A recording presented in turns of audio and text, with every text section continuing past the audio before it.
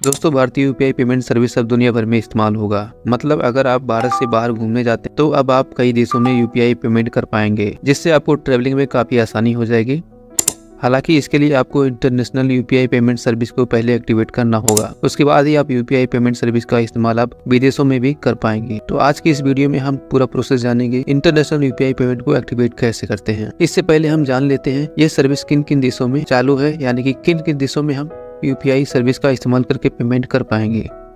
तो दोस्तों, Bharat UPI service को Sri Lanka, Mauritius, Bhutan, Oman, Nepal, France और यूएई में लागू कर दिया गया है। साथ ही एनपीसीआई ने 10 साउथ एशियाई देशों में भी इसे रोल आउट कर दिया है। इन देशों के नाम है Malaysia, Thailand, Philippines, Vietnam, Singapore, Cambodia, South Korea, Japan, Taiwan और हांगकांग शामिल हैं।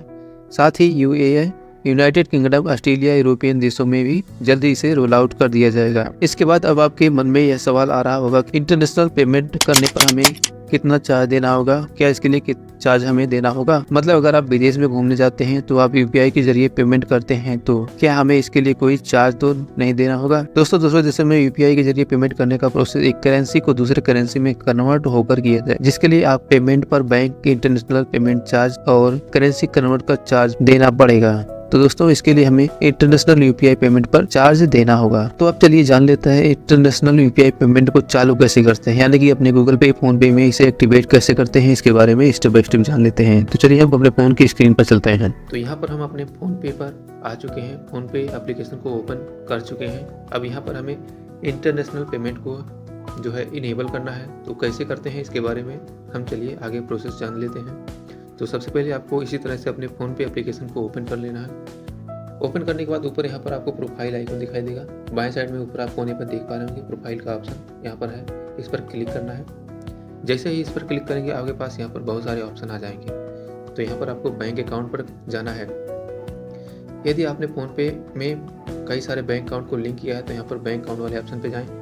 अब यहाँ पर जिस भी बैंक अकाउंट में इंटरनेशनल पेमेंट को एक्टिवेट करना चाहते हैं उस बैंक वाले ऑप्शन पर क्लिक करना है। जैसे मेरा एक्सिस बैंक अकाउंट है या मैंने प्राइमरी सेट किया हुआ है, इस पर यदि मैं इंटरनेशनल पेमेंट जो है सर्विस को चालू करना चाहता हूँ तो इस पर क्लिक करना है। और यहाँ पर आपको जैसे ही बैंक अकाउंट पर क्लिक करते हैं आपका बैंक अकाउंट जो है डिटेल यहाँ पर आ जाएगा, जैसे यूपीआई आईडी वगैरह। तो यहाँ पर हमें एक ऑप्शन दिखाई दे रहा है, इंटरनेशनल यूपीआई इज़ हेयर। यहाँ पर देख पा रहे होंगे, इसे यहाँ से एक्टिवेट कर पाएंगे। एक्टिवेट करने के लिए इस पर एक्टिवेट का ऑप्शन दिया गया है, इस पर क्लिक करना है। जैसे ही एक्टिवेट पर क्लिक करेंगे यहाँ पर आपको अपना यूपीआई पिन डालना होगा। यूपीआई पिन डालने के बाद यह आपका एक्टिवेट हो जाएगा।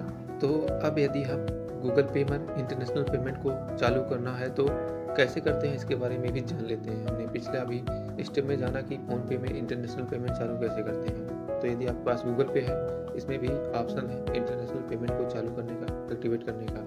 तो चलिए जान लेते हैं। सबसे पहले अपने गूगल पे ऐप को ओपन कर लेना है। यहाँ पर आपको प्रोफाइल वाले आइकन पर जाना है, ऊपर देख सकते हैं कोने पर दिया गया है। अब यहाँ पर आपको बैंक वाले ऑप्शन पे जाना है, बैंक अकाउंट, जितने भी बैंक अकाउंट, जैसे उस पर क्लिक करेंगे आपको यहाँ पर सारी ऑप्शन दिखाई दे रहा होगा। यहाँ पर मैनेज इंटरनेशनल पेमेंट का ऑप्शन दिखाई दे रहा है, इस पर क्लिक करना है। अब यहाँ पर देख पा रहे हो कि यहाँ पर पे विद यूपीआई इंटरनेशनल यहाँ पर डिसेबल है। यदि आप यहाँ पर इनेबल कर पाएंगे